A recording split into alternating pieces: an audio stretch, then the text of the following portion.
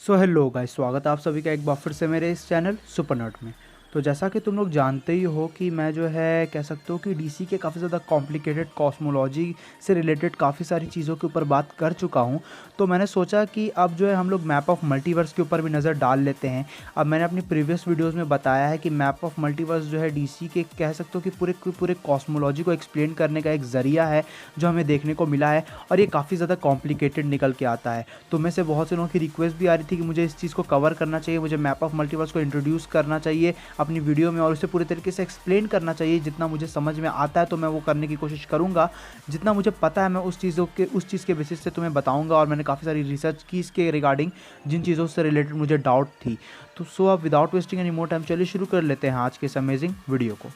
तो सबसे पहले तो जिन लोगों को बिल्कुल भी पता नहीं है कि मैप ऑफ मल्टीवर्स क्या है, उन लोगों को मैं कह सकता हूँ कि छोटा सा समरी दे देता हूँ कि मैप ऑफ मल्टीवर्स एक तरह का स्फीयर है जो कह सकते हो कि रीडर्स के सामने, फैंस के सामने जो है कह सकते हो इंट्रोड्यूस किया गया, जिसका मेन पर्पस वही था कि ये जो है डीसी कॉमिक्स के कॉस्मोस को एक्सप्लेन करने का काम करता है। अब इसके अंदर हमें क्या क्या चीज़ देखने को मिली है वो उन सभी के ऊपर मैं नज़र डालूंगा, तुम लोगों को बताने की कोशिश करूंगा। तो सबसे पहले जो चीज़ें आती है वो है 52 यूनिवर्सेस।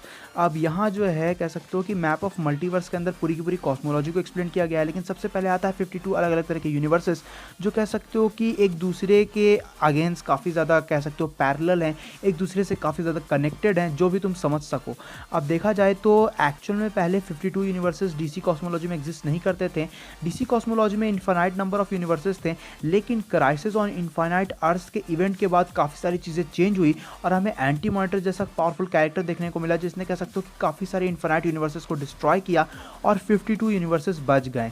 इन सब के ऊपर से एक थ्योरी ये भी कहती है कि 52 मल्टीवर्सेस हमें देखने को मिले हैं, क्योंकि पहले जो है एक्चुअल में कॉमिक्स में डीसी के कॉस्मोलॉजी के अंदर जो है हमें इनफाइनाइट नंबर ऑफ मल्टीवर्सेस भी देखने को मिले थे, लेकिन न्यू 52 के बाद ये कहा गया कि 52 यूनिवर्सेस एग्जिस्ट करते हैं तो 52 मल्टीवर्सेस भी एग्जिस्ट करते हैं।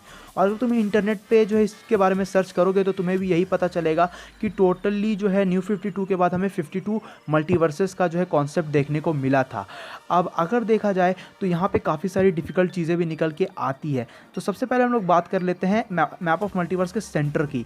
जो सबसे पहली चीज़ है वो है रॉक ऑफ इटर्निटी। ये बेसिकली सेंटर है सभी मल्टीवर्सेस का, और रॉक ऑफ इटर्निटी होम है विज़र्ड शज़ैम का। विज़र्ड शज़ैम वही बीइंग है, वही कैरेक्टर है जिसने शज़ैम को उसकी पावर्स दी थी। इन सब के ऊपर से कह सकते हो कि जो पूरा का पूरा 58 यूनिवर्सेस है, जिसे बहुत से लोग 58 मल्टीवर्सेस से भी रिप्रेजेंट करते हैं, उसका बेसिक काम ये है कि ये जो है ये पूरे के पूरे ब्लीड के अराउंड फ्लूट करता रहता है। बेसिकली ब्लीड के अराउंड जो है घूमता रहता है, और ब्लीड जो है एक तरह का हायर डायमेंशनल फ्लूइड है जो हमें देखने को मिला है मैप ऑफ मल्टीवर्स के अंदर। अब ये सभी यूनिवर्सेस के अंदर जो है डिफरेंट अर्थ्स हैं, जिनके अंदर हमें कैरेक्टर्स के, हीरोज़ के, विलन्स के डिफरेंट वर्जन्स देखने को मिलते हैं, और ऑब्वियसली तुम लोग को ये चीज़ पता होगी। अब अगर देखा जाए तो इन सब के ऊपर से जो फ्रेंच ऑफ द यूनिवर्स निकल के आता है पूरे मल्टीवर्सेस का, जो फ्रेंच है वो है वंडर वर्ल्ड। और वंडर वर्ल्ड में हायर डायमेंशनल बीइंग्स एग्जिस्ट करते हैं जो कह सकते हो कि मल्टीवर्स में होने वाली जो है चीज़ों पे नज़र रखते हैं। इनका कुछ बेसिक बड़ा वर्क हमें देखने को नहीं मिला है, ये बेसिकली काफ़ी कम ही बार कॉमिक्स में अपीयर हुए हैं। अब देखा जाए तो मैंने बताया कि काफ़ी सारे डिफरेंट अर्थ्स हैं। अब ऐसे में एक है अर्थ 42 जो मल्टीवर्स 42 यूनिवर्स 42 का पार्ट है, और इसी के जो है कह सकते हो कि एज पे हमें क्विज देखने को मिला है। क्विज जो है वो रिस्पॉन्सिबल है एक्चुअली में स्पीड फोर्स के ब्लीड के अंडर एंटर करने की वजह से। अब देखा जाए तो जो स्पीड फोर्स वॉल है वो बेसिक पावर सोर्स है, एक तरीके से हम लोग कह सकते हैं फ्लैश और बाकी स्पीडस्टर का, जो उन्हें स्पीड फोर्स जो है ग्रांट करता है। और स्पीड फोर्स वॉल के थ्रू जो है क्विज के थ्रू होते हुए जो है पूरे के पूरे इंटायर मल्टीवर्स में जो है ये स्पीड फोर्स फैलता है, और उसके बाद जो है कैरेक्टर्स लाइक बैरी एलन जो है मल्टीवर्स को रीबूट करने के रिस्पॉन्सिबल जो है निकल के हमें देखने को मिलते हैं। अब यहाँ पे जो 52 यूनिवर्सेस और 52 मल्टीवर्सेस का कॉन्सेप्ट है वो बहुत ही ज़्यादा कॉम्प्लिकेटेड है। कुछ लोग तो डायरेक्टली बोल देते हैं कि वह ऐसा कोई कुछ नहीं है, 52 मल्टीवर्सेस नहीं है, लेकिन कह सकते हो यार कि न्यू 52 के बाद एक तरीके से कहीं तक ऑफिशियली ये बताया गया था कि 52 मल्टीवर्सेस भी हैं, क्योंकि 52 मल्टीवर्सेस का होना एक बेसिक कह सकते हो कि रिस्पॉन्सिबिलिटी ये दिखाता है कि infinite number of multiverses destroy हुए थे क्राइसिस ऑन इनफाइनाइट अर्थ्स में, ना कि बस इनफाइनाइट नंबर ऑफ यूनिवर्सेस। तो ये एक डिफरेंट टॉपिक है। अब अगर देखा जाए तो इन सभी के बाद जो कह सकते हो कि एक बियॉन्ड स्फीयर आता है, एक काफ़ी ज़्यादा पावरफुल बैरियर आता है, वो है स्फीयर ऑफ गॉड्स, जो एक काफ़ी ज़्यादा पावरफुल स्पीड फोर्स बैरियर के बाद जो है एग्जिस्ट करने वाला कई हद तक कह सकते हो कि स्फीयर है। अब कॉमिक्स में इसे ओमनिवर्स का रिप्रेजेंटेशन बताया गया है और कह सकते हो कि ज़्यादातर जो गॉड्स हैं वो हमें इसी स्फीयर में देखने को मिले हैं। स्फीयर ऑफ गॉड में ही हमें हेवन देखने को मिला है, साथ ही साथ हमें हेल भी इसी में देखने को मिला है। इन सब के ऊपर से यहाँ स्काईलैंड है। स्काईलैंड कह सकते हो कि ओलंपियंस और कुछ पावरफुल गॉड्स का होम है और साथ ही साथ अंडरवर्ल्ड भी जो है स्फीयर ऑफ गॉड्स में ही एग्जिस्ट करता है। इनकेस अगर तुम्हें नहीं पता है कि अंडरवर्ल्ड क्या है तो ये फैंटम जोन है और फैंटम जोन से सभी लोग फेमिलियर होंगे ही।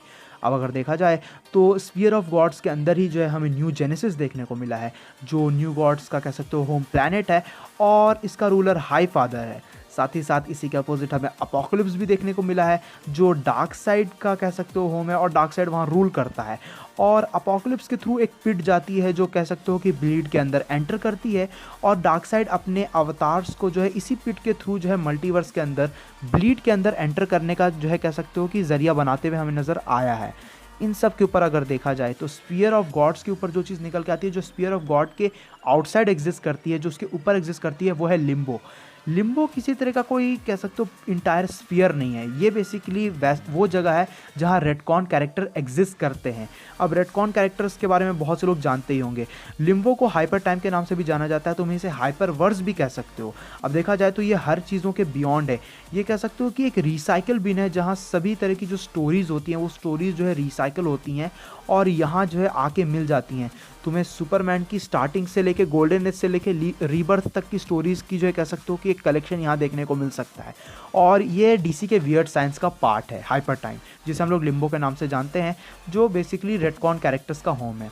अब इसके बाद आता है मॉनिटर स्फीयर, जो मेरे हिसाब से सबसे ज़्यादा कॉम्प्लिकेटेड स्फीयर है डीसी कॉस्मोलॉजी का।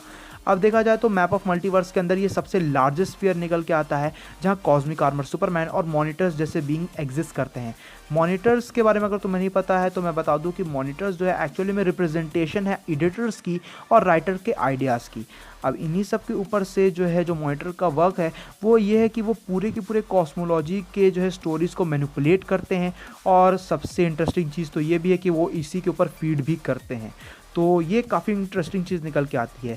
ऑल्दो कॉमिक्स में ये पूरी तरीके से कंफर्म नहीं है कि मॉनिटर स्फीयर किस चीज़ की रिप्रेजेंटेशन है। मोस्ट प्रोबेबली जो है कह सकते हो कि इसे मेटावर्स का रिप्रेजेंटेशन बताया तो जाता है, लेकिन बहुत से लोग जो है इसके बींग्स को यानी कि मॉनिटर्स को, कॉस्मिक आर्मर, सुपरमैन जैसे बींग को कह सकते हो आउटरवर्सल बींग भी कहते हैं। तो इसका एक ठोस सबूत मेरे पास तो मौजूद नहीं है।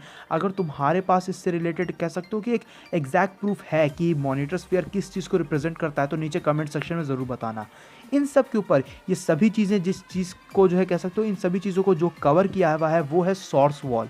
सोर्स वॉल के पार जाने का या कह सकते हो कि सोर्स वॉल को पास करने का जो भी ट्राई करता है वो इसी का पार्ट बन जाता है। सोर्स वॉल बेसिकली एक आउटरवर्सल बैरियर है जिसे सोर्स ने क्रिएट किया था। सोर्स जो है कह सकते हो कि एक अबव लिमिटेशन की कह सकते हो कि एनर्जी है या जो भी तुम इसे मान लो, क्योंकि जो न्यू गॉड्स हैं, जो ओल्ड गॉड्स हैं, वो सोर्स को क्रिएटर के तौर पे ट्रीट करते हैं और सोर्स वॉल जो है आउटरवर्सल बीइंग्स को अपने अंदर कैद रखता है। इन सब के ऊपर से एक फन फैक्ट तो ये भी है कि परपेचुआ भी सोर्स वॉल का हिस्सा रह चुकी है। अब अगर देखा जाए तो मैंने बताया कि ये मैप ऑफ मल्टीवर्स है। कुछ लोग यहाँ पे ये सोच के कंफ्यूज हो रहे होंगे कि अगर ये मैप ऑफ मल्टीवर्स है, मल्टीवर्स 1 के बारे में ये पूरा का पूरा एक्सप्लेन करता है, तो इसमें ओमनिवर्स की रिप्रेजेंटेशन क्या कर रही है, हाइपर टाइम क्या कर रहा है और मेटावर्स की रिप्रेजेंटेशन क्या कर रही है। रीज़न यहाँ साफ है, मैंने स्टार्टिंग में ही बता दिया था कि जो मैप ऑफ मल्टीवर्स है वो डीसी कॉस्मोलॉजी को एक्सप्लेन करता है और न्यू 52 के बाद जो है कह सकते हो एक तरीके से हमें ये जानने को मिला कि 52 मल्टीवर्सेस भी एग्जिस्ट करते हैं, क्योंकि 52 यूनिवर्सेस एग्जिस्टेंस में मौजूद हैं।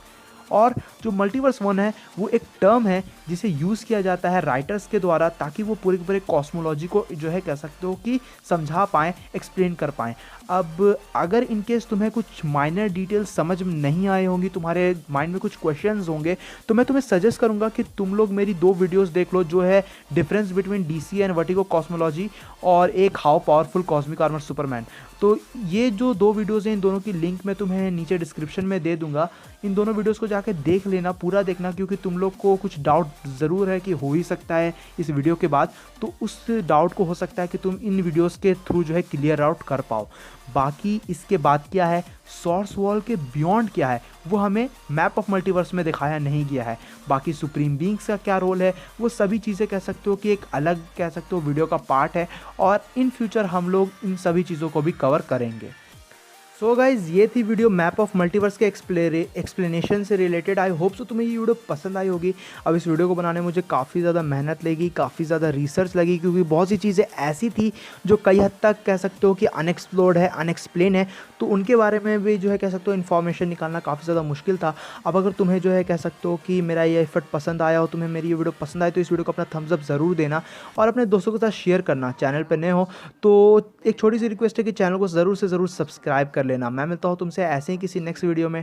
Till then bye, stay tune, stay awesome.